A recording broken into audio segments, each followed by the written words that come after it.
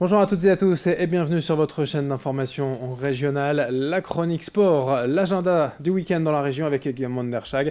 Bonjour Guillaume. Bonjour Adrien. Le rédacteur en chef de Sprint Magazine qui nous rejoint comme chaque semaine dans la bonne humeur pour parler de football bien sûr, du LOSC face à Guingamp demain soir en Ligue 2, le programme pour Valenciennes et Lens, de la course à pied avec les foulées valenciennoises, on en reparlera aussi, du volleyball, du basket et quelques infos. Bref, on va commencer forcément avec un nouveau match décisif, un de plus, on le dit tous les week-ends pour le LOSC demain soir face à Guingamp. Ouais, et on en a un petit peu marre de le dire, mais malheureusement, ça a démarré. C'est vraiment le sprint final. Il reste 6 matchs pour le LOSC pour sauver sa tête en Ligue 1. Soit réussir à carrément la sauver proprement, en allant en chercher une 15e, une 16e place au classement, soit au moins en allant accrocher la 18e place, synonyme de barrage, puisque le 18e de Ligue 1 rencontrera le 3e de Ligue 2. En tous les cas, les Dogs en effet affrontent Guingamp ce samedi soir à 20h sur la pelouse du stade Pierre-Mauroy pour le compte de la 33e journée de Ligue 1. Une rencontre à domicile qui est peut-être le match de la dernière chance pour les Lillois s'ils veulent pouvoir se maintenir sans en passer par les barrages, c'est ce que je vous disais. Malheureusement, les statistiques ne plaident pas en leur faveur, c'est le moins qu'on puisse dire, puisque Adrien, depuis le début de la saison, le LOSC n'a gagné que 4 fois en 16 matchs. À l'inverse, Guingamp ne s'est incliné que 4 fois en 16 matchs à l'extérieur. Donc les Bretons sont favoris alors qu'ils jouent loin de leur base. Lors de cette 33e journée, il faudra quand même surveiller les concurrents directs des Lillois. Oui, absolument, parce que Strasbourg, qui est 16e, reçoit Saint-Etienne. Ce sera un match pas facile pour les Alsaciens. Toulouse, 17e, se déplace à Caen.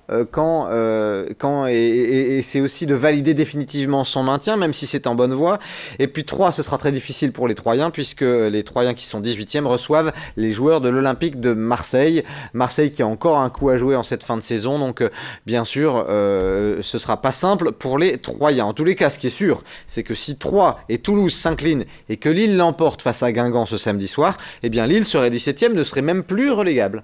Quelques infos aux coulisses, les blessés, les suspendus. Oui, alors d'abord, une information assez étonnante, c'est que Christophe Galtier a décidé de maintenir dans la cage lilloise le deuxième gardien, Hervé Kofi. Alors soit c'est plus ou moins une sanction vis-à-vis de Mike Maignan, soit c'est aussi pour lui donner une deuxième chance, parce qu'on sait que Hervé Kofi, il a fait une erreur coupable lors de la dernière journée, c'était face à Bordeaux, et ça avait permis de relancer les Girondins dans ce match qui 3 minutes plus tard avait pris l'avantage, et le LOSC n'avait jamais réussi à revenir. Donc voilà, en tout cas Christophe Galtier maintient sa confiance à Hervé Kofi. À mon avis, c'est la dernière fois en cas de souci, parce que si il se plante, Mike Maignan reviendrait terminer la saison, c'est une certitude. Et puis une info ou une rumeur plutôt concernant l'avenir de l'entraîneur lillois. Alors on le sait, en coulisses, la mayonnaise n'a pas forcément pris, et c'est forcément aussi lié au résultat entre Christophe Galtier et puis le staff, les dirigeants du LOSC, Marc Inglas, Luis Campos.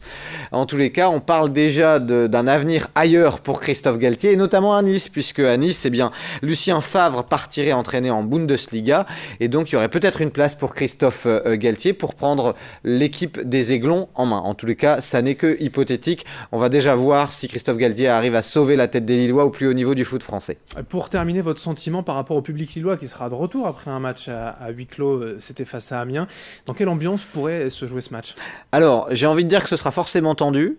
Cela étant, l'ambiance vraiment de la rencontre va dépendre de la physionomie du match, va dépendre de la première demi-heure. Est-ce que les Lillois vont prendre l'ascendant? Ce qui est sûr, c'est que s'ils prennent le lead sur ce match, comme on dit maintenant, les supporters lillois vont avoir envie d'y croire et vont vouloir être derrière leurs joueurs. En revanche, s'ils balbutient un peu leur football et que Guingamp venait à prendre l'avantage, je peux vous dire qu'il y aurait des sifflets qui descendraient des travées du stade Pierre-Mauroy.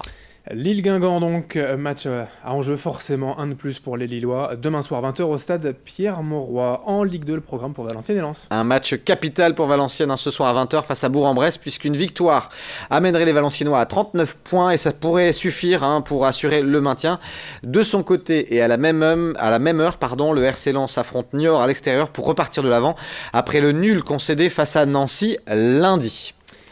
On passe à la course à pied avec les foulées valenciennoises. Ouais, ils seront plusieurs milliers, au moins 5000, peut-être on va même titiller les 6000 coureurs dimanche matin pour battre peut-être un nouveau record d'affluence à l'occasion des foulées valenciennoises.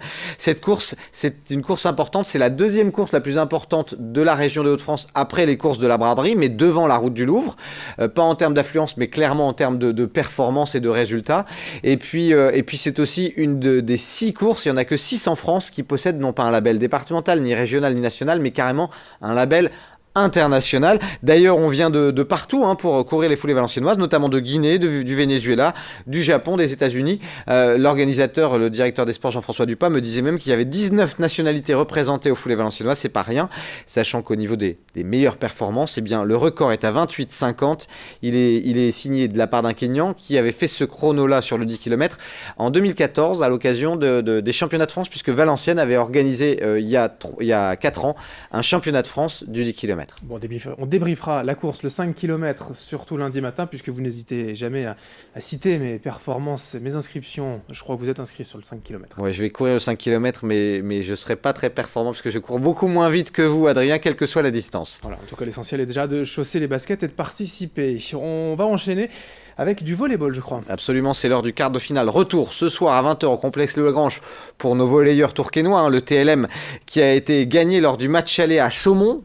Chaumont qui est pourtant, on le rappelle, tenant du titre, premier de la phase aller, donc c'est quand même une grosse pointure. Et bien le TLM, en cas de victoire ce soir, pourrait se qualifier pour le dernier carré des phases finales du championnat de France de Ligue A. En cas de défaite, il y aurait un match d'appui, par contre, qui se déroulerait à Chaumont. Donc c'est ce soir qu'il faut gagner les tourquenois.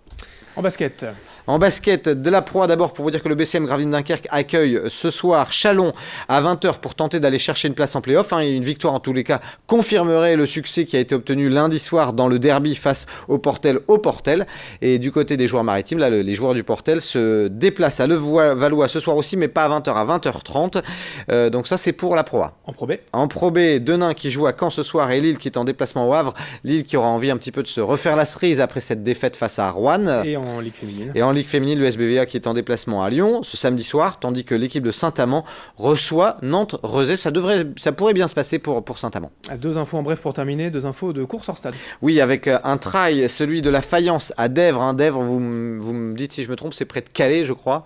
C'est dans l'arrière-pays boulonnais. L'arrière-pays boulonnais, pardon. Donc c'est ce samedi soir avec un 15 km en nocturne, et il y aura les autres distances, notamment le 12 et le 30, qui aura lieu dimanche pour ce trail de la Faïence. C'est là, je crois, 31e édition. La 11e édition, je dis des bêtises, la 11e édition du Trail de la Faïence. Et aussi des courses près de Dunkerque, à Téteghem. Oui, à Téteghem, les foulées vertes de Téteghem, c'est ce dimanche. Et puis, il y aura aussi une autre course qui s'appelle Vivicita à Vieux-Condé, c'est près de Saint-Amand, là j'en suis sûr. Et donc voilà, il y a toujours, et je crois qu'il y en a une quinzaine ce week-end des courses hors stade dans l'ensemble de la région des Hauts-de-France. Donc les amateurs n'auront que l'embarras du choix.